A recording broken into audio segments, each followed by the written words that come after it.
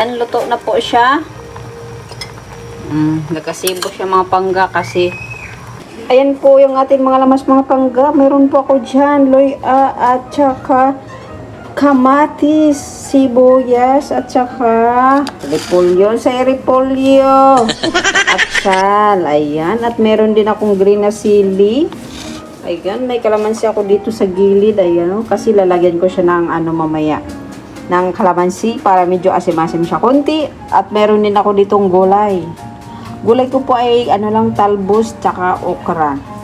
Huwag na kayo magtaka kung bakit yung okra ko ay mahaba. Mahilig talaga ako sa mahaba. Huy! Joke lang. Sinigang. At ito po yung isda natin mga pangga. Ayan, isda natin na masarap-sarap ini. Masarap-sarap pag ikaw ay matunok aga. Aga, maagin-agin talaga. O siya na mga pangga, samahan nyo ako ay magluluto na.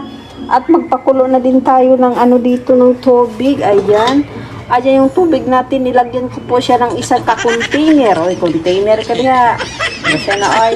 At ito, at ilagay na din natin. Isabay na natin yan lahat para pagkulo niyan mga pangga ay mga moy na. O, diba? O, siya na. O nya, kulo naman natong paggipakulo. Sa idugayon.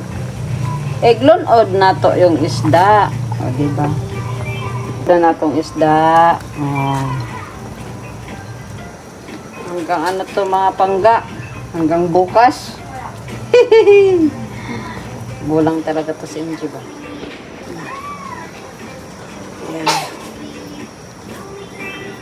Ayan.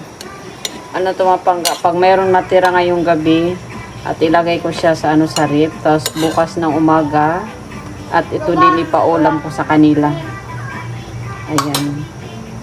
Tapos, pakuluan muna natin, no? Antay muna tayo ng, 5 years.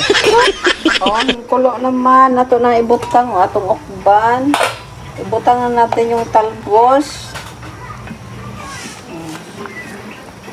Lang natin yung talbos. Hatiin lang natin. At meron pa rin tayo magamit bukas. Diba? Yan. Tapos, isabay ko na din yung okra. Ayan, lagyan ko siya ng okra na 4. Ayan. Kasi, hapko ko na yung gulay na yan. At isabay ko na din yung sili na green. Hindi naman yan sila nag-aaway. Hindi naman sila magreklamo. At takpan natin. Luto na yan bukas. Yan, luto na po siya.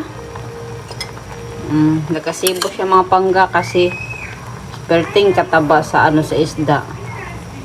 Kalimot man ko. Tawagan ng isda, oy. Okay na. Okay na siya.